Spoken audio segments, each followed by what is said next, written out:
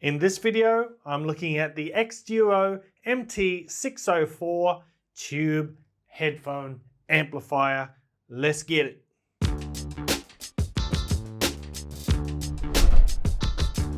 What's cracking, audio fans? It's David here from Prime Audio Reviews. Look at that little beauty. Isn't it sweet? So this is the xDuoo MT604 little tube amplifier here. It's a fully balanced amp. Before we start talking about the sound, let's have a quick look at the physical build. And you can see the 4 tubes in the top here. These are 6J1 tubes. There are a bunch of alternative tubes that you can get if you're into tube rolling, so you can swap these out for different types of tubes, which can give you a slightly different character in the sound. But I'm not into that.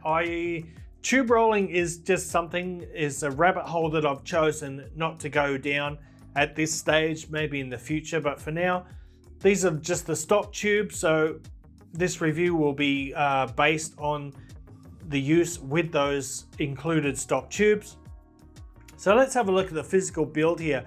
The unit itself weighs about 500 grams, if I remember correctly, about half a kilogram. And by the way, the price is $169. Now, I don't think you'll find any other balanced tube amp or balanced amp at all for that price, so it's pretty good. It does come with some caveats, but we'll get to all that hopefully. So you got this sandblasted aluminium chassis here. It's got this nice dark gray color.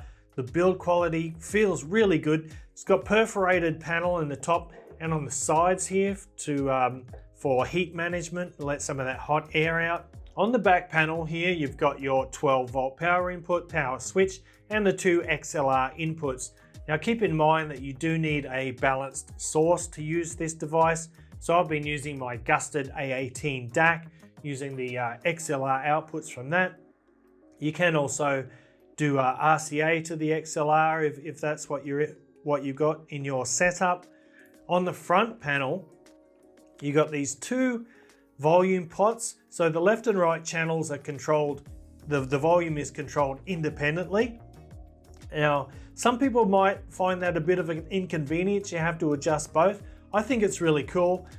I think it looks dope as well, and I love these red knobs. The one gripe that I have with this device overall is these notches on the volume pots. They can be very hard to see depending on where the light's coming from and how much light there is. So I do wish that they'd just sort of painted that little notch white or black. I guess you could do it yourself. It's not a major issue, just a little thing. So here is your 4.4mm balanced output.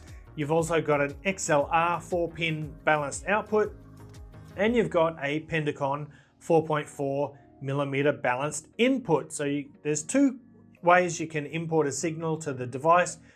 Either through the XLR at the back or the 4.4 balance at the front. So not only is the input only balanced, the output has to be balanced as well. So if you don't have balanced headphones or OEMs, this device basically can't do anything for you. It's balanced in, it's balanced out, okay? Now, that does have some limitations. Like I said, it's not as versatile.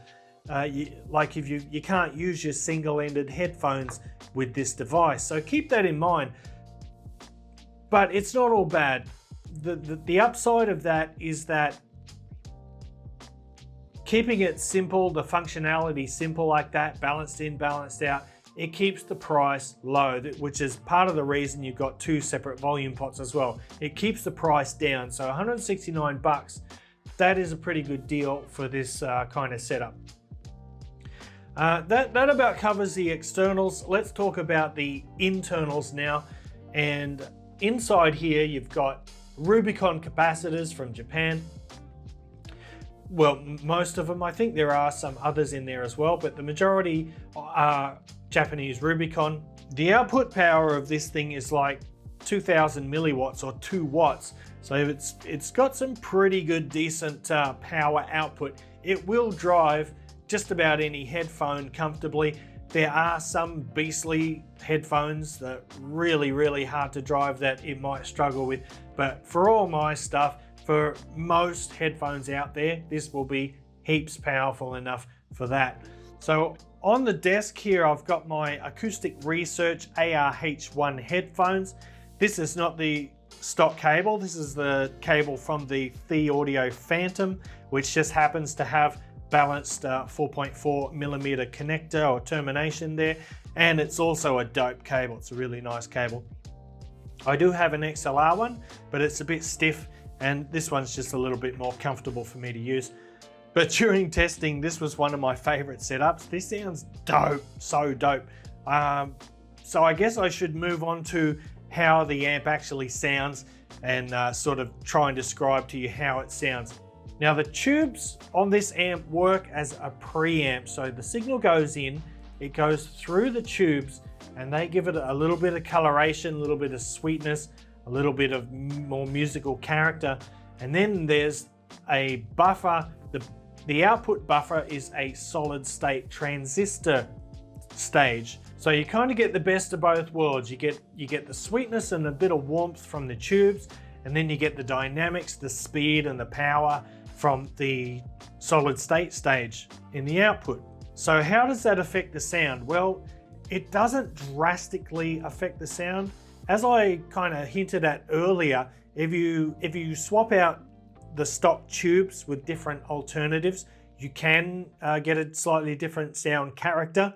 But with these stock cubes, I found the sound to be quite transparent. It doesn't alter the sound a whole lot, but it definitely does add a layer of richness, a layer of musicality and sort of smoothness to it. It's really, really lovely sound.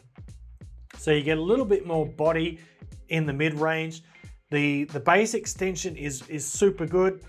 The bass extension with these planars, the planar headphones, is just unreal. It is so good, it sounds so good, which is why I enjoyed this pairing so much. But yeah, excellent bass extension, nice fullness to the mids without sort of making the sound thicker. You still get your transparency there, still get all your detail there. And with the treble notes are slightly more rounded, so they're slightly softened. It just gives it a little bit more fullness, a little bit more sweetness in the treble, which is particularly good for the ARH1, which with some sources can get a little bit hot in the treble, a little bit bright. With this combo, that kind of tones it down a bit. It makes it so good. I tell you what, man. I wish more people could hear this pairing, these two together, because they sound dope. And it sounds so good, it's got me to order a new pair of earpads because these pleather ones are falling apart. So I've been battling with these black flakes of crap for the last few days, but it's been worthwhile. It's been worthwhile.